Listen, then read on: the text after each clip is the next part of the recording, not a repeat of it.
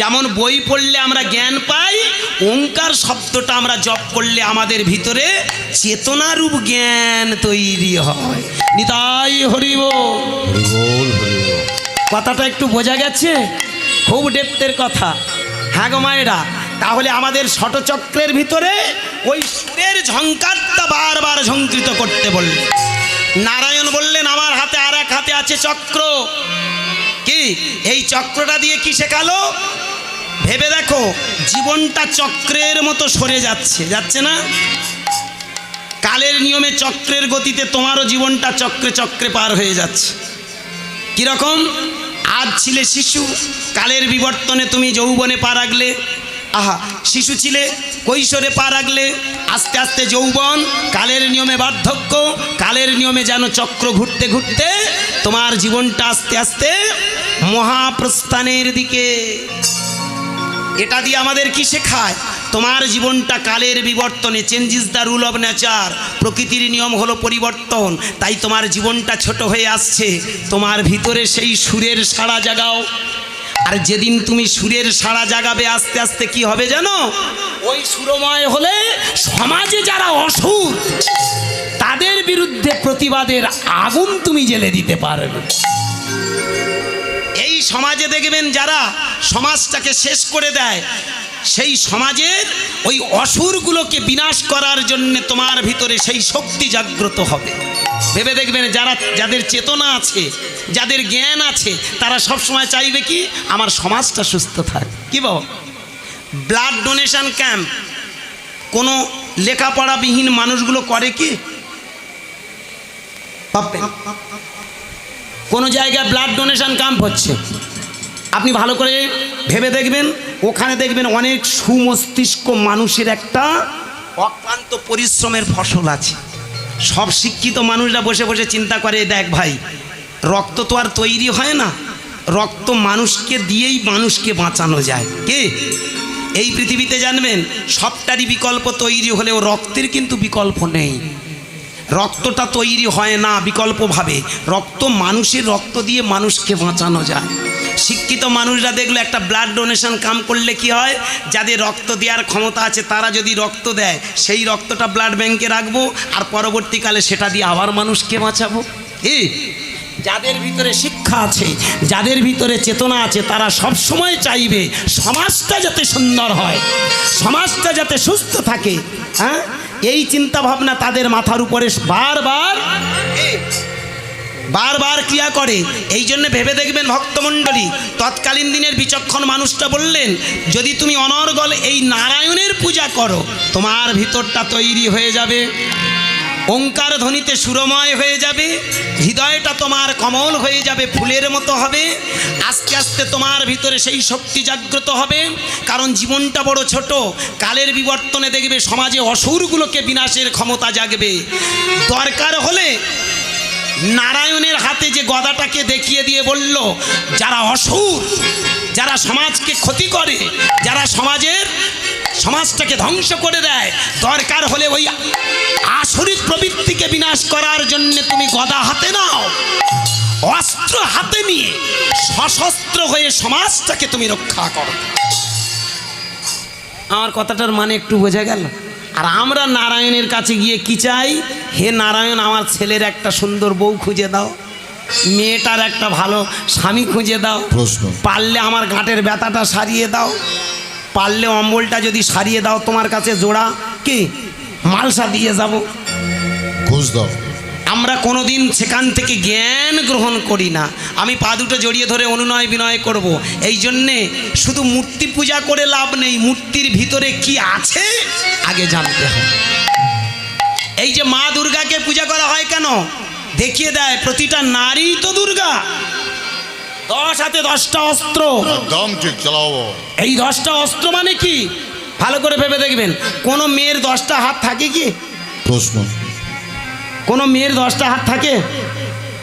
আপনারা বলুন। তাহলে মা দুর্গা 10টা হাত হলো কি করে? প্রশ্ন। এটা দিয়ে কি শেখালো? ওই মূর্তিকে পূজা করা নয়, ওর ভিতর থেকে জ্ঞানটাকে জেনে নিতে হয়।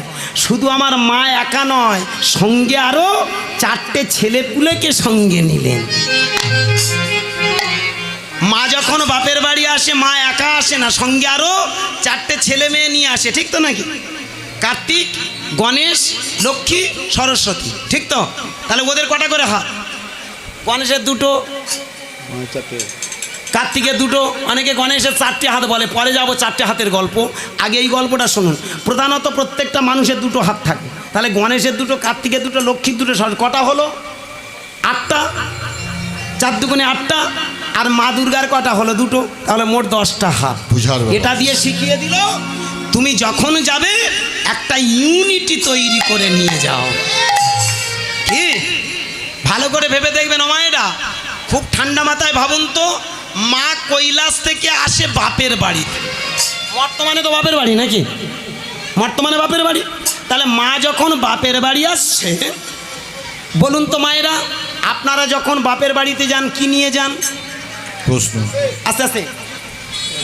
আপনারা যখন বাপের বাড়িতে যান কি নিয়ে যান? ভালো মিষ্টি নিয়ে যান, কি ফলমূল নিয়ে যান, ভালো কাপড় নিয়ে যান। কোনোদিন শস্ত্র নিয়ে যান কি? দা, ভজালি, তলোয়ার, কুঠার নিয়ে যান কি? তাহলে মা এখানে কি শিক্ষা দিচ্ছে ভালো করে ভেবে দেখবেন। কোনো মেয়ে যখন বাপের বাড়ি একটা ভজালি নিয়ে ছোটে, তখন জানবেন বাপের বাড়ি কিছু একটা সমস্যা হয়েছে। একদম ঠিক, কি? একদম ঠিক। একটা হাতে দা নিয়ে যদি বাপের বাড়ি দিকে, এই মেয়ে কোথায় যাচ্ছে বলো, বাপের বাড়ি যাচ্ছে, জানবেন বাপের বাড়ি একটা বিপদ ঘটেছে। সব বোঝার বাবা। তাহলে এটা দিয়ে কি শেখায়?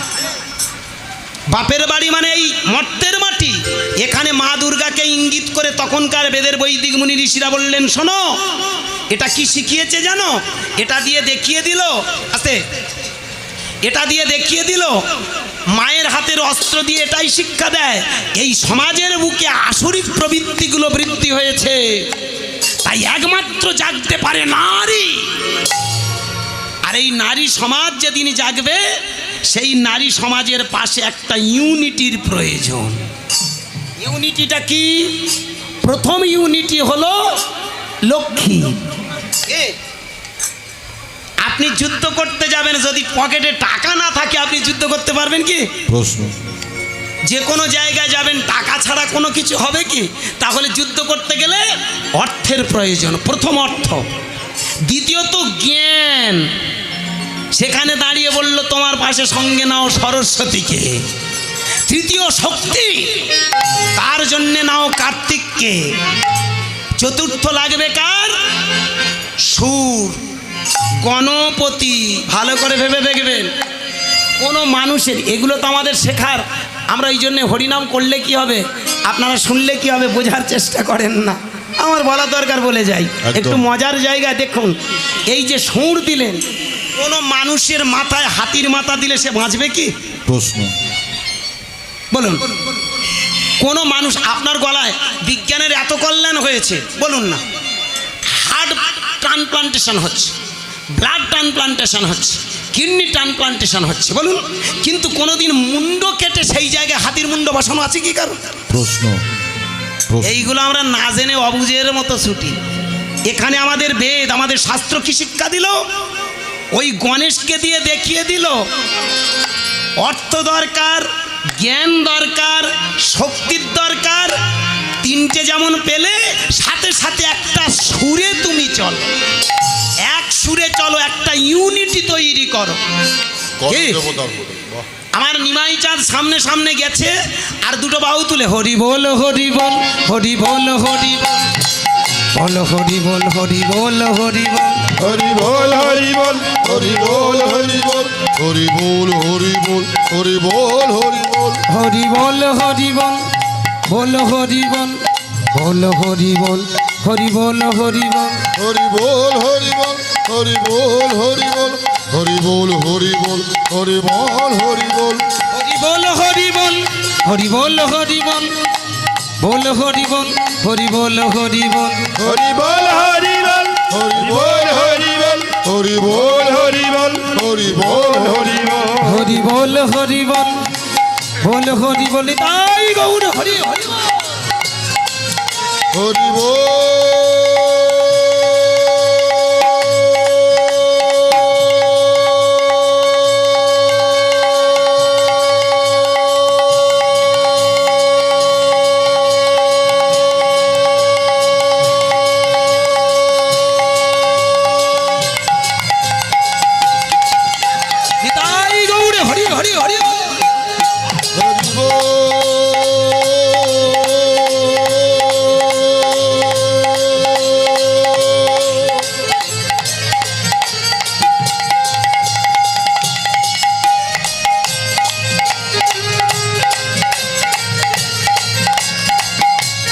প্রেম সে বলো নিতাই গৌর হরি হরি বল হরি বল বল হরি বল বল হরি বল হরি বল হরি বল হরি বল হরি বল হরি বল হরি বল হরি বল হরি বল হরি বল হরি বল হরি বল হরি বল হরি বল হরি বল হরি বল হরি বল। নিমাই চাঁদ সামনে সামনে গেছে হরিনাম করতে করতে পিছনে দল বেঁধে হরিধ্বনি করেছে কি যেমন আজকের আমি যেই হরিধ্বনি করছি প্রেম সে নিতাই গৌর হরি বল। কি একটা ইউনিটি হয়েছে তো মা দুর্গা দেখিয়ে দিল আমার এই সুর মানে কি জানো আমার ছেলের সুর মানে কি জানো আমরা সমস্ত সন্তান মিলে এই প্রকৃতির সন্তান মিলে এক সুরে এগিয়ে যাব যেখানে অন্যায় প্রতিবাদ করব বেশ বাবা একদম কারণ অন্যায়ের প্রতিবাদ ছাড়া সমাজ সুস্থ থাকে না একদম ঠিক। এই জন্য তো দুর্গাপুজো নাকি প্রশ্ন নাকি 4 দিনে 4 রকম মদ খাবে কি আজকের ভাবলে অবাক লাগে জানেন দুর্গাপুজোর প্রকৃত অর্থ আমরা বুঝি না সরস্বতী পুজোর প্রকৃত অর্থ বুঝি না নারায়ণের প্রকৃত অর্থ বুঝি না পুজো করার দরকার করি আমরা গিয়ে স্বার্থের মতো শুধু চাই আমার এটা দাও ওটা দাও না এই জন্যে যদি সারে ভগবান আছে আর যদি না সারে ভগবান নেই কি প্রশ্ন আমাদের পাড়ায় একটা মেয়ের 8টা মেয়ে কীর্তন শোনো বাবা। কোন ঠাকুরের কাছে না কেঁদেছে সব ঠাকুরের কাছে গিয়ে ঝুলিয়ে দিয়েছিল চাবড়া চাবড়া কোনো ঠাকুর মুখ ফিরাই লাস্টে বলে দূর দূরও সব ঠাকুর দেবতা নেই নাকালে পাবে। এর তার গল্প কি আমার বাড়ির পাশে একটা কাকা জানো মা রাগ করবেন না ভক্তমণ্ডলী অম্বলের ব্যায়ামের জন্যে কোন ঠাকুরের কাছে না মানসিক করেছে ডাক্তার দেখিয়ে দেখিয়ে হেরে যাচ্ছে আসলে রোগটা তার নয় রোগটা মানসিক রোগ ভালো করে ভেবে দেখবেন আমাদের একটা ব্যায়াম আছে কি জানেন আদৌ রোগ নেই কিন্তু মনে মনে ভাবি না জানি আমার কি হয়েছে আপনি প্রতিদিন ভাববেন আমার অম্বল হচ্ছে ভেবে ভেবে ভেবে ভেবে দেখবেন অম্বল এসে যাবে মানে ওটা একটা সাইকোলজিক্যাল প্রবলেম কি বলুন প্রতিদিন যদি ভাবেন আমার অম্বল হচ্ছে বিকেলবেলা মনে হবে হ্যাঁ ঢেকুর উঠল সাধারণ ঢেকুর উঠবে বলে হ্যাঁ অম্বল হয়েছে এই অবস্থায় যদি ডাক্তারের কাছে যান ডাক্তার হয়তো আল্ট্রাসোনোগ্রাফি করে বলবেন না কোনো কিছু নেই হরে কৃষ্ণ হ্যাঁ বাবু নিশ্চয়ই হরে কৃষ্ণ হ্যাঁ আল্ট্রাসোনোগ্রাফি করার পরে বলবে যে না কোনো চিকিৎসা নেই তা আমার সেই কাকা গোমা সব পাড়া মানে সব ঠাকুরের কাছে মা মনসা মা শীতলা মা কালী হ্যাঁ ওই বড় ঠাকুর ছোট ঠাকুর কচি ঠাকুর মাঝারি ঠাকুর সব ঠাকুরের কাছে গিয়ে ঝুলিয়েছে ঝুলিয়ে অম্বলের ব্যায়াম সারেনি লাস্টে বলে শালারা ঠাকুর দেবতা বলে কিচ্ছু নেই যা দেবতাও পর্যন্ত শালা হয়ে গেল রাগ করবেন না ভক্তমণ্ডলী এই জন্য একটা বড় মজার জায়গা কি জানেন আমরা তথাকথিত দেবতাদের কাছে গিয়ে চাই যদি পাই ভালো কি ঠাকুর দয়া করেছে আর যদি না পাই তাহলে ঠাকুর দেবতা নাই এই জন্য ঠাকুর দেবতার কাছে দেবতাদের কাছে ওগুলো চাওয়া নয় দেবতা কি বলতে চেয়েছে সেটাই আগে জানা নিমাই চাঁদ আমার বাহু তুলে এটাই বলেছে অনেকে বলে আসতে অনেকে বলে হরিনাম করলে স্বর্গে চলে যাবে আমি বলবো এটা আমাদের মতো সিটিংবাজ মূর্খদের কথা প্রশ্ন একটা ছোট কথা বলি আসতে এতগুলো ভক্তমণ্ডলী আপনারা এসেছেন আপনাদের পায়ে ধরে একটা কথা অনুরোধ করব বেশি কথা বললে কি হয় জানো মা আমি আনমনা হয়ে যাই গো আমি তো একার আপনারা এতগুলো মানুষ হাজার মানুষ এসে চলে পৌঁছেছেন কয়েক হাজার এসেছেন আপনারা এই যে এতগুলো মানুষ এসেছেন আপনারা কথা বললে আমি আনমনা হয়ে যাই যাক আমি একটা অনুরোধ আপনাদের চরণে করি আমার বাবা ঠাকুর আজকের এই বাবুদা এবং শুধু তাই নয় এই গভর্নিং কমিটির মধ্যে যারা ইনভলভ আছেন সেক্রেটারি প্রেসিডেন্ট ভাইস প্রেসিডেন্টে যারা অনেক কষ্ট করে আজকের এই হরিবাসরটা নির্মাণ করেছেন আমি অনুরোধ করব আপনাদের পায়ে ধরে একটা কথা বলে যাই আজকের আপনারা আমাকে অনেকে মনে করে হরিনাম হয়ে যাবে লাস্টে 2-4 আনা গায়কদের দেবেন আমরা সবসময় কোল পেতে থাকি মা আমার বউও রাগ করবেন না এই গান ছেড়ে বাড়িতে যাব আগে ছুটে গিয়ে বলে দেখি তোমার ব্যাগটা দাও মানে কটা খুচরো পয়সা আছে দেখে নেবে হ্যাঁ গো মা রাগ করবেন না হাওড়া হুগলি বর্ধমান গান করতে গেলে আমার দক্ষিণ 24 পরগনা হয় মিথ্যে কথা নয় হ্যাঁ আপনারা লাস্টের দিকে আপনারা আঁচল ভরিয়ে দেন আমরা নিয়ে চলে যাই আজকের বলবো আমার আঁচল আজকের আর ভরাতে হবে না, পায়ে ধরে আপনাদের চরণে নিবেদন, দয়া করে আপনারা আমার বাবা ঠাকুর আপনাদের চরণ প্রান্তে যাবে। এই যে এত বড় একটা অনুষ্ঠান, এত বড় একটা হরিসভা তথা আজকের এই যে মহামিলন, এই যে জাতি ধর্ম বর্ণ নির্বিশেষে সমস্ত মানুষের এই যে আজকের আগমন, আজকের আপনারা সবাই করুণা করে একটু সাহায্যের হাত বাড়িয়ে দেবেন। সবার সহযোগিতাতে এই হরিসভাটা আরও বেশি সঞ্জীবিত হোক, আরও বেশি সুন্দরময় হয়ে উঠবে, এই প্রার্থনা নিয়ে আপনাদের কাছে কৃতাঞ্জলি পুটে জানাবো। যার যেমন সামর্থ্য আপনারা দু চার আনা দেবেন। বেশ বেশ, আমার বাবা ঠাকুরে আপনাদের কাছে যাবে, তবে অনুরোধ কথা বলবেন না, কথা বললে আমি কিন্তু হারিয়ে ফেলবো। অনেক কটা ছড় বের করে রেখেছি, অনেক প্রশ্নের মুখোমুখি দাঁড়িয়ে আমি এখানে কিন্তু দাঁড়িয়েছি। আস্তে ভালো করে ভাববেন, আমরা তথাকথিত কীর্তনিয়ারা বলি কি, হরিনাম করো স্বর্গে চলে যাবে, বাহু তুলে হরিনাম করলে স্বর্গে চলে যাবে। আজও আমি যে কথাটা বলতে বলতে ব্রাহ্মণ্যবাদীদের চক্রান্তে আজও আমাদের স্বর্গের কথা বলে, কিন্তু প্রকৃত যারা ব্রাহ্মণ হয় তারা কোনোদিন ওই দেবদেবতাকে নিয়ে ছলনা করে না। আর সবথেকে বড় কথা, তারা কোনোদিন স্বর্গ নরকের কথা বলে না। ভেবে দেখবেন, আপনার মা মারা গেলে, বাবা মারা গেলে বলে এই ভালো করে শ্রাদ্ধ কর স্বর্গে যাবে, বলে না? আজও আমরা অন্ধের মতো মেনে নিই না। ঠাকুরমশাইরা দেখবেন আসতে, যেদিন মা মরে যায় আসতে, অনেকে বলতে পারেন এটা আপনি নিন্দা করছেন, আমি পা দুটো জড়িয়ে ধরে বলবো, আমিও তো সনাতন ধর্মের মানুষ, আমিও তো মালা তিলক ধারণ করেছি, আমি কাউকে নিন্দা করার জন্য দাঁড়াই না। কথাটা ভালো করে ভেবে দেখবেন, একটা সংস্কার মুক্তর কথা। হাজার বছর ধরে আমাদের মাথায় টুপি পরিয়ে কিছু চক্রান্তবাজিরা তাদের চক্রান্ত জাল দিয়ে মানুষকে অন্ধ বানিয়ে রেখেছে। একদম ঠিক। ভেবে দেখবেন, আপনার মা মারা গেছে, তাহলে এক কাজ কর, ভালো করে শ্রাদ্ধ কর, তোর মা স্বর্গে চলে যায়। প্রশ্ন, আপনারা ভাবুন তো, মায়েরা ভাববেন তো, বাবা এখানে যারা বসে আছেন, যদি মা মরে যায়, বাবা মরে যায়, আপনি যেদিন শ্রাদ্ধ করতে যাবেন ওরা একটা বড় ফর্দ দেয় তো নাকি?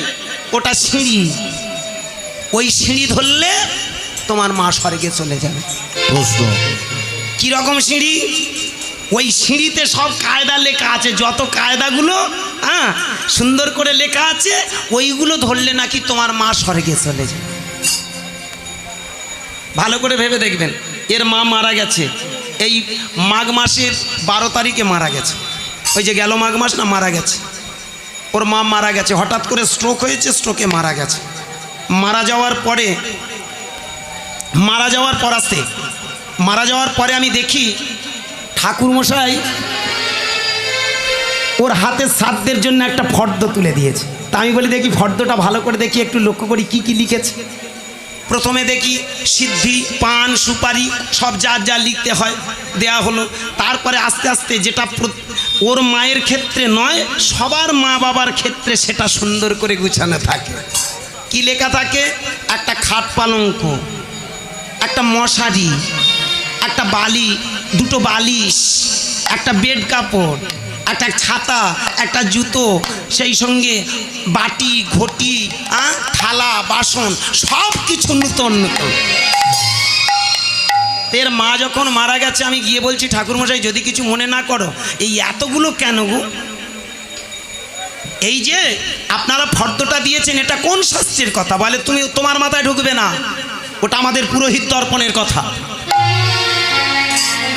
ভালো করে ভেবে দেখুন, আমাদের মাথায় ঢুকবে না কেন? ওগুলো ব্রাহ্মণদের নীতি, ওগুলো বেদের নীতি। কিন্তু যে নীতি সমাজটাকে শোষণ করে, যে নীতি সমাজটাকে পঙ্গু করে, যে নীতি সমাজের সাধারণ মানুষকে ধোঁকা দেয়, সেটা কোনোদিন শাস্ত্র হতে পারে। খুব ঠান্ডা মাথায় ভেবে দেখুন, ওর মায়ের যখন শ্রাদ্ধ হবে, আমি জিজ্ঞাসা করলাম ঠাকুরমশাই খাটটা কেন? বলে ওরে পাগল, ওর মা যে মারা গেছে না, ওর মায়ের আত্মাটা এই 13 দিন ঘুরপাক খাচ্ছে। খুব ভালো করে ভেবে দেখুন তো, আমার মা আমি দেখতে পাচ্ছি না, উনি ঠাকুরমশাই উনি দেখতে পাচ্ছে, আত্মা পাক খাচ্ছে। কেন পাক খাচ্ছে? একটাই কারণে পাক খাচ্ছে, ছেলেটা কত যত্ন করে দেখবে। ভালো করে ভেবে দেখবেন, তোর আগে হয়তো একটা চট ছিল না, মৃত্যুর আগে হয়তো একটা ছেঁড়া কাঁথা জোটেনি, প্রশ্ন। অথচ মৃত্যুর পরে ওদের তালে পড়ে একটা বিছানা নিয়ে আসে। ঠাকুর মশাই, তা ওর মায়ের আত্মাটা ঘুরপাক কাচ্ছে, তুমি দেখতে পাচ্ছ কি করে? বলে ওরে পাগল, এটা ব্রহ্ম জ্ঞান না থাকলে ব্রাহ্মণরা ছাড়া হয় না। প্রশ্ন। ভালো কথা বাবু, তাই যদি হয় তুমি দেখতে পাচ্ছ, ভালো কথা, আমরা দেখতে পাই না, তুমি দেখতে পাচ্ছ। এবার ভেবে দেখুন, এই জায়গায় দাঁড়িয়ে ঠাকুরমশাই তা ভালো কথা, আত্মা পাক খাচ্ছে, এখন উপায়? বলে ওরে পাগল, এই যে বিছানাটা দেয়া, খাটটা দেয়া কেন জানিস? তোর মা এসে শোবে। আত্মা শোবে। আত্মারও ইচ্ছা হয় একটু ঘুমানোর। ভাববেন কত বড় একটা জালি চক্রান্তকারীরা এরা, কত বড় জালি চক্রান্তকারী এরা। আজকের আত্মাকে ঘুম পাড়ানোর জন্য ওরা একটা নূতন খাট। ঠাকুরমশাই, খাটটা যদি হলো, বালিশ দুটো কেন? বলে ওরে পাগল, ওই আত্মাটা এসে শোবে, যদি গড়িয়ে পড়ে যায়। প্রশ্ন। আত্মাও গোড় খায়। বুঝবেন, আজ আমরা অন্ধবিশ্বাসের মতে, আমরা অন্ধের মতো আমরা বিশ্বাস করে নিয়ে আমরা দুটো বালিশ। ঠাকুরমশাই, জুতো কেন, ছাতা কেন? বলে ওরে পাগল, এই ছাতাটা কেন জানিস? তোর মা তো অনেক কুকর্ম করেছে, নরকে যাবে। তার নরকে যাবে, ছাতা কেন? বলে সেখানে আগুন বৃষ্টি হয়, ওহ বাবা। সেই আগুন রক্ষা করার জন্যে ছাতা। একটা দেশলাই কাঠি ঠুকে দিলে ছাতা নাড়ু হয়ে যায়। কি? আচ্ছা, ছাতা। অথচ আমাদের মাথায় টুপি পরিয়ে মা নরকে যাবে, ছাতার দর। ঠাকুর মশাই, চপ্পল কেন? বলে ওরে পাগল, তোর মা তো পায়ে দেবে। কেন? তোর মা যখন নরকে যাবে, সেই নরকের রাস্তা বড় কাঁটা। প্রশ্ন। ওই বিপদ সংকুল রাস্তায় যেতে গেলে জুতো পায়ে দিতে হয়। ভালো করে ভেবে দেখুন, আজকের সমাজের বুকটাকে কেমন করে ধ্বংস করে রেখেছে। আমরা অন্ধের মতো সেগুলো মেনে নিই। অনেকে বলতে পারে তুমি কি শাস্ত্র ঘৃণা করছো? না, এটা শাস্ত্র ঘৃণা নয়, শাস্ত্রের ভিতরে যে অপসংস্কৃতিগুলো আছে ঘৃণা। একদম ঠিক। একটা মাথায় নেবেন, কোনোদিন শ্রাদ্ধ কথাটা ছিল না।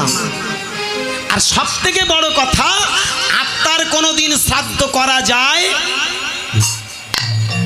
আত্মা মানেই তো ঈশ্বর, আত্মা মানেই তো ভগবান। কি বাবা, তার আবার শ্রাদ্ধ কিসের?